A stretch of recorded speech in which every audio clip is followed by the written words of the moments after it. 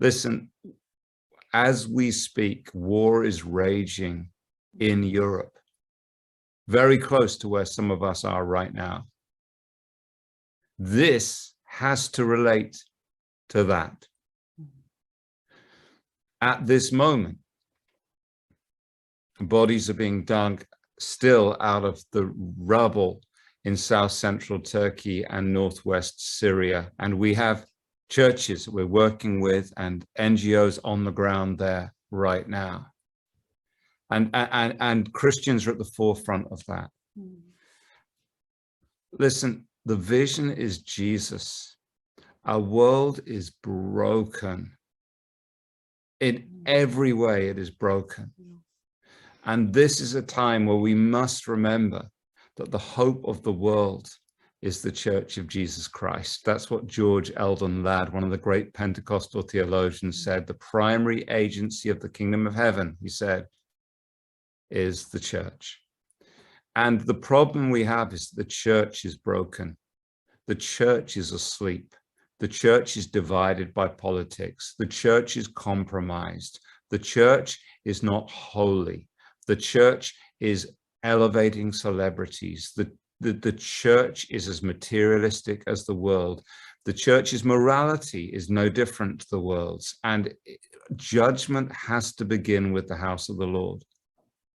There has to come the moment, if we care about what is happening in Ukraine, if we care about what is happening in Turkey and Syria, where we get our hearts before God and repent and say, Jesus, it's all about you. And then we start to get revived. We start to come alive again. And it's contagious. It spreads. And when the church truly gets filled with Jesus again, when the church returns to Jesus, the church begins to do the work of Jesus. What is the work of Jesus? The Spirit of the Lord is on me, he said, to preach good news to the poor, to bind up the brokenhearted, to proclaim the year of the Lord's favor. And so there is no disconnect here between what is happening in the chapel at Asbury and the profound needs of the world.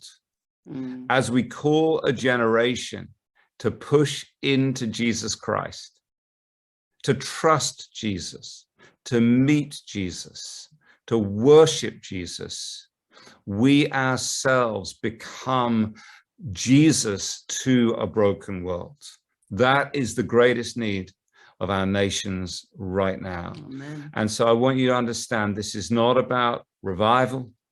It's not about religious mania. This is about Jesus. He's the hope of the world. And we need to call the church to rediscover the living Jesus Christ. And so I know that's Sarah's heart.